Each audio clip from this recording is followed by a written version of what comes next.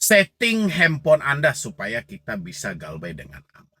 Hal yang pertama kita lakukan ketika telat bayar adalah supaya data kontak kita itu aman, supaya data kontak kita itu tidak dihubungi lagi, izin aplikasinya kita matikan dan kontak-kontak di handphone kita itu kita edit nomor-nomor. Nah, buat teman-temanku semuanya gitu loh, ketemu lagi kita ya di sore hari ini.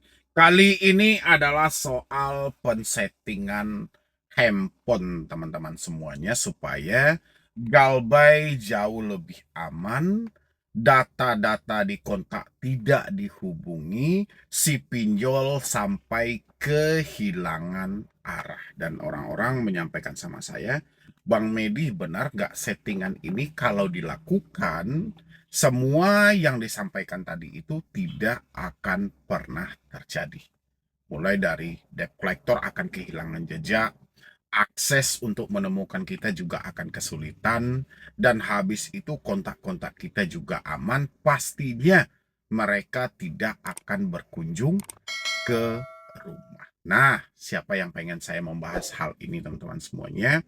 Mengingat ini cukup banyak hal-hal seperti ini diajarkan oleh orang-orang di luar sana, dan teman-temanku juga pasti berharap, wah kalau beneran ini bagus juga gitu loh ya. Dan kita bahas hari ini ya teman-teman semuanya, tapi sebelumnya seperti biasa buat teman-teman semuanya, sebelum kita lanjutkan membahas video ini, bagi teman-teman semuanya yang belum mensupport channel ini, boleh disupport dulu, boleh didukung dulu supaya channel ini makin berkembang lagi dan saya makin semangat lagi. Oke.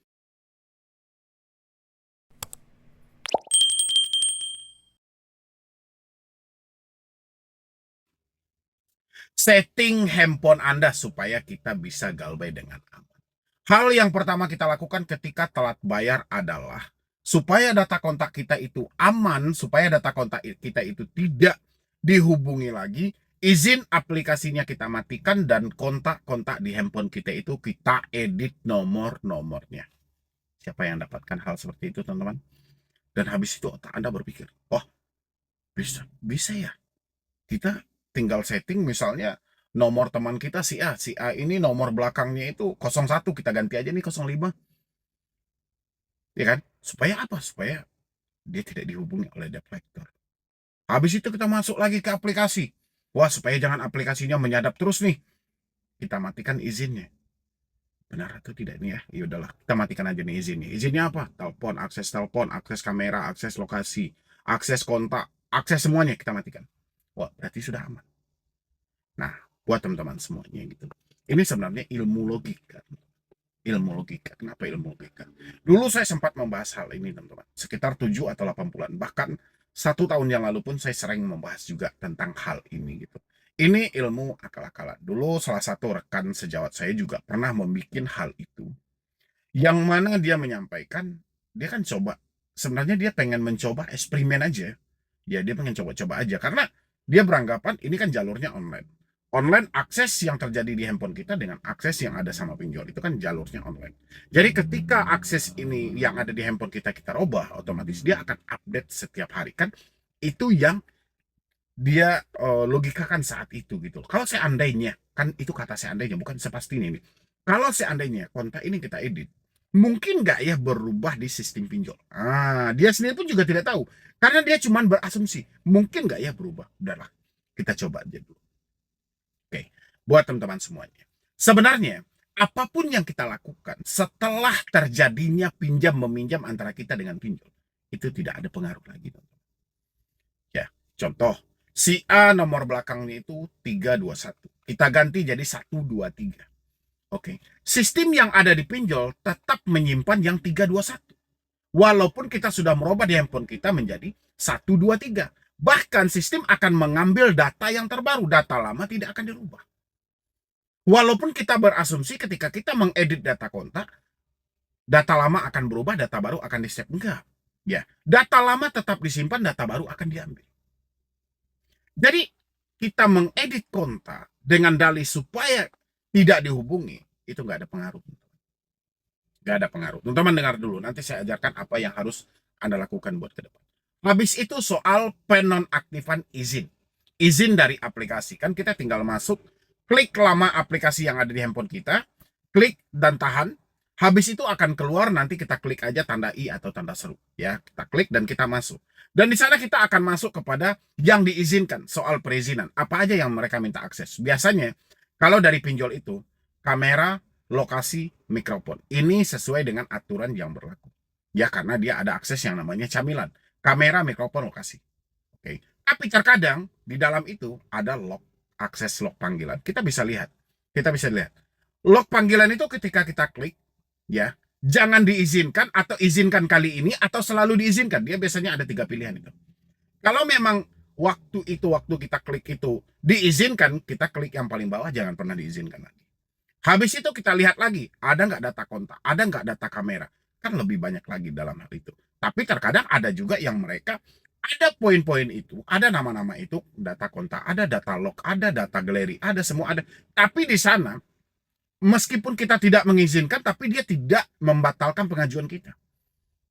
Ya, jadi rasa saya buat teman-teman semuanya, kalau Anda beranggapan dengan kita membatalkan izin dia atau menghapus izin aplikasi itu mengakses handphone kita, dan kita berharap itu membutakan aplikasi supaya sistem yang ada di perusahaan mereka itu menghilangkan data kita, itu salah.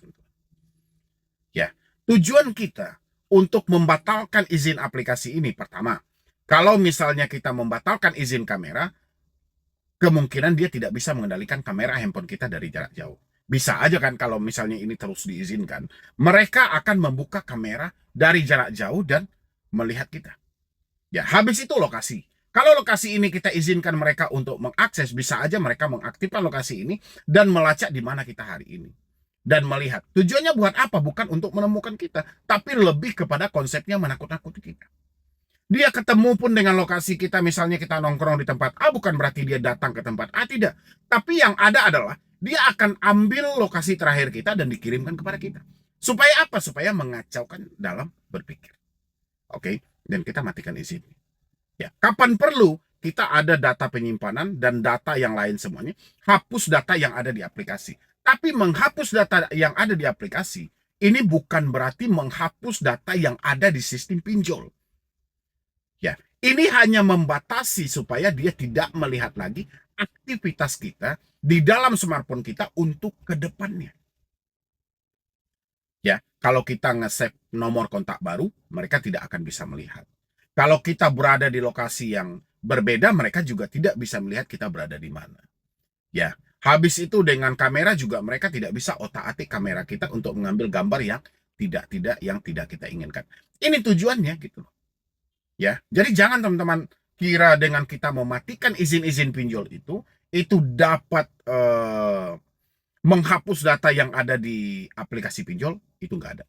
Nggak ada hubungannya sama sekali. Mengedit kontak juga seperti itu, nggak ada hubungannya sama sekali. Hal yang harusnya kita lakukan teman-teman, ya, kita persetan.